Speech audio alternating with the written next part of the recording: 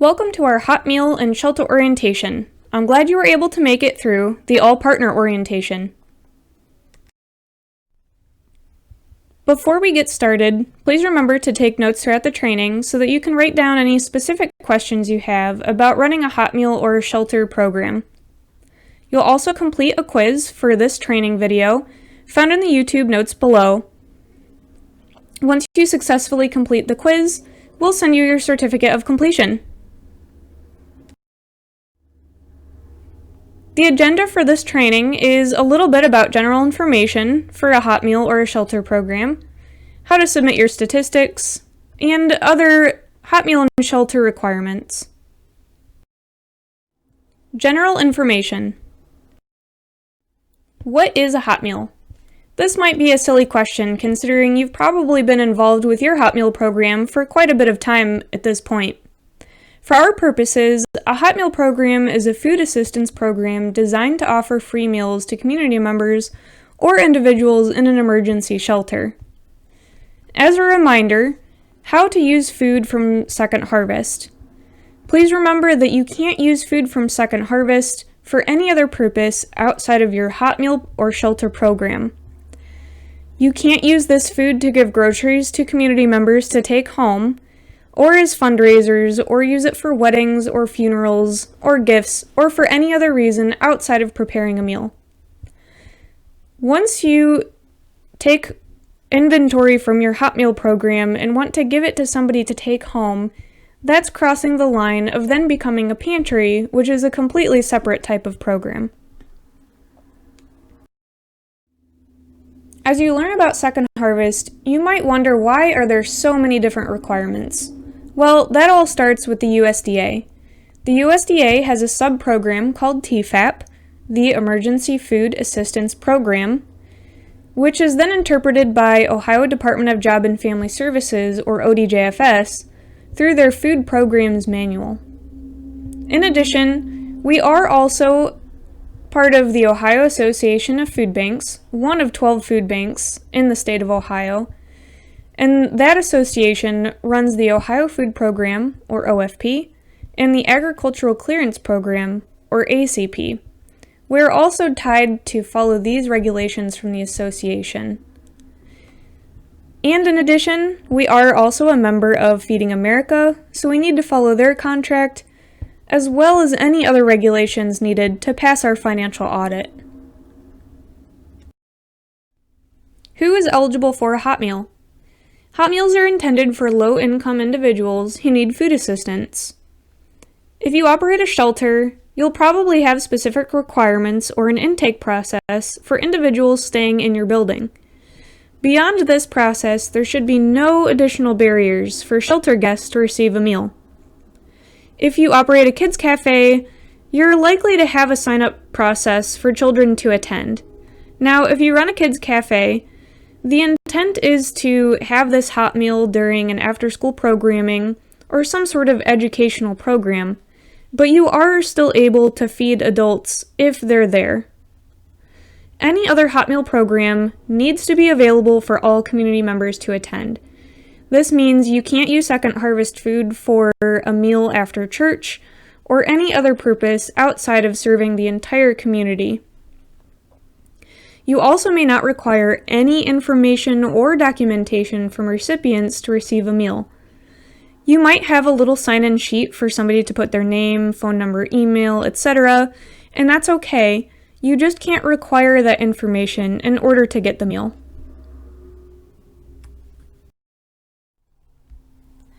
Records retention. We do have a requirement by the state to keep all of our current records for 5 years plus the current year. If you have records past 5 years plus the current year, please shred any sensitive information, but only after the retention period has passed. You don't want to be shredding documents that need to be kept.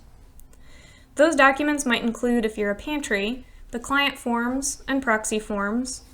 Our senior box programs have applications and proxy forms. All of our programs will have a temperature log, civil rights training records, and monthly statistics reports that should be kept. Now, down the road, if you are planning on either closing your program or unfortunately ending your relationship with Second Harvest Food Bank, please notify us immediately and do not get rid of any of your documents. We do need to have these things on record at Second Harvest in case of an audit. And when possible, we do recommend keeping electronic records. Save the trees! But be sure the documents can be accessed by other staff or volunteers if needed. Monthly statistics. Our monthly statistics are required by both the Ohio Association of Food Banks and the Ohio Department of Job and Family Services. These numbers are very important because they help lawmakers understand the needs of food banks in our area and across the state. It also allows us to gain additional food sources when we're working with the Ohio Association of Food Banks and the Ohio Department of Job and Family Services. Statistics are due by the 15th of the month for the previous calendar month of services. For example, if you served in July, we need those records, service incidents from July 1st through July 31st. Those statistics are due by August 15th. That gives you approximately 2 weeks at the end of your service period to complete the monthly report. How to submit your stats. First, you want to make sure that you prepare your monthly total for the head count and plate count before trying to go online and submit your statistics form. As for the head count, what that means is the number of people you served per meal for the calendar month. The plate count is the number of meals, or plates, you served for the calendar month. This will typically be your head count plus any seconds you served per meal. For example, at the People Are Us shelter, there are consistently 50 people eating 3 meals per day. For the month of June, the head count would be 50 people times 3 meals per day, and assuming there's 30 days in the month, that's going to equal 4,500 head count. The plate count is going to be your 4,500 head count to start, plus 90 of the meals were what we call seconds, so the same person ate a second plate of the same meal, and that would equal the 4,590 for your plate count. If you operate a kids' cafe, you're still going to need to gather the head count and plate count information we just talked about, and you'll also need to gather information for the head count and plate count for any snacks that you serve. In addition, you'll be asked for the meals per day and snacks per day. Now, your program doesn't need to offer snacks, but we do need this information if your program does offer snacks. The meals or snacks per day is just typically through your program, how many meals or snacks do you typically offer during your program. For example, if you offer dinner only, you would say that you have 1 meal per day. If you offer a lunch snack and then dinner and then an after dinner snack, you would say you have 2 snacks per day and 1 meal per day. The 1 day high is on 1 day that you operate your program had the highest number of kids eating at your program. You might typically have, let's say, 30 kids at your mealtime, but on a weird day, maybe you had 35 kids. That 1 day that you had 35 children would be your 1 day high. Now, how to submit your statistics on our website. You'll of course go to our website, www.secondharvestfoodbank.org, and click on the Partner Charity Zone. From there, you're going to click on the Partner Charity Forms section, and depending on which program you operate, you'll choose either the TFAP Monthly Statistics Report, and that's for any sort of hot meal program or shelter program, or if you run a kids cafe specifically, you'll need to choose the right form for the child nutrition statistics. Once you click on the correct link, you'll be sent to a Google form where you will enter information about your program, as well as the statistics information that we just reviewed. Once you submit your online form, you'll receive an email with confirmation, and it will have a PDF attached to it. For our shelter and hot meal programs, your PDF is going to look like this. For a kids cafe, you'll still receive a PDF attachment, but it's going to look a little bit different with your kids cafe information. Please be sure that you look over this PDF so that you can double check that you inputted your information correctly.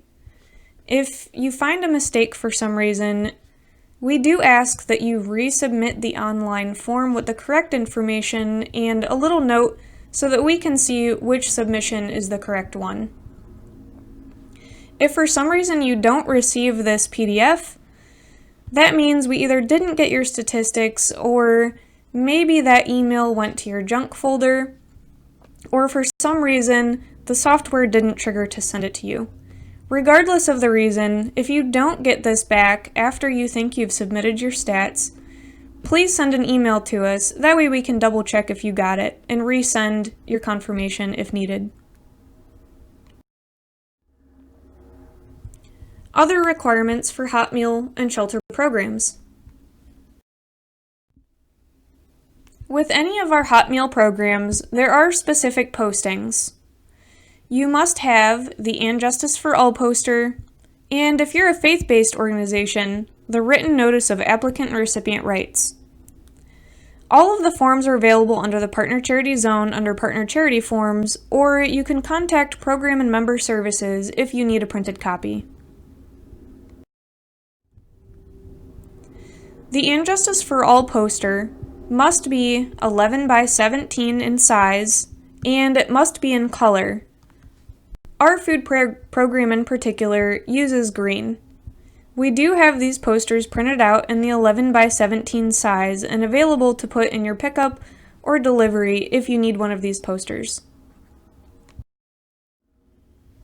The written notice of applicant and recipient rights is for faith-based organizations only. If you're a faith-based organization, we do ask that you include the name of your partner charity, the partner charity contact, which is typically a pastor or executive director or the food program coordinator, and please do include a phone number. Now this can be a general business line or church phone number rather than posting in a personal cell phone number. The email address is optional but could be helpful in some cases.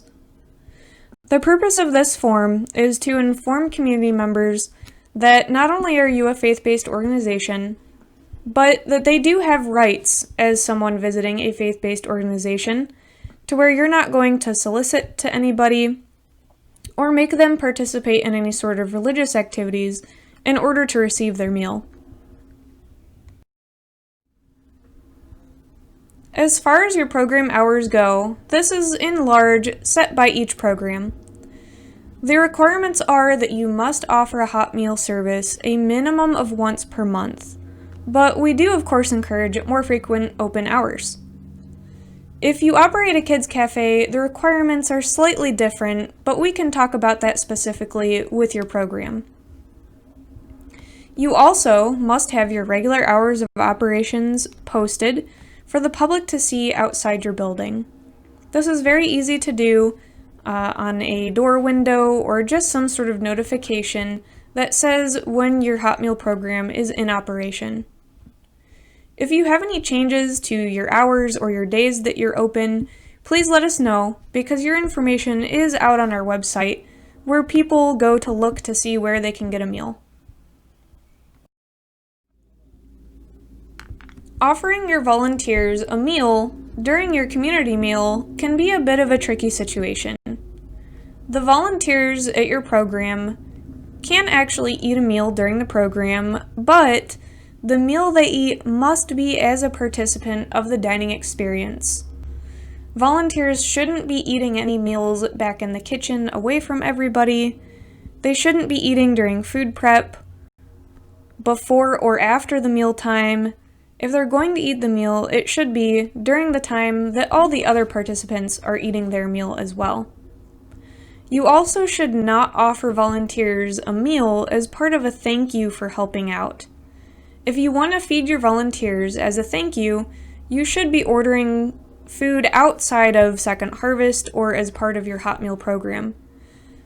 For example, you can order pizza or anything else to offer your volunteers a meal, as long as that thank you meal is not part of your hot meal program.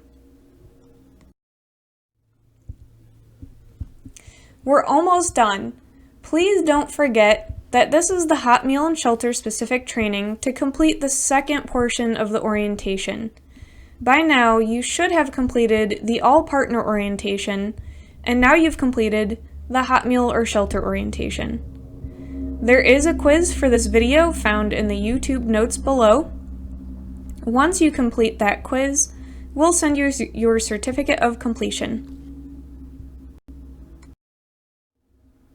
If you have any questions about the hot meal or shelter orientation or in general, please don't hesitate to contact me, Sarah Horan, at my cell phone number 440-752-0190, or feel free to send me an email. I appreciate your time and attention during today's training.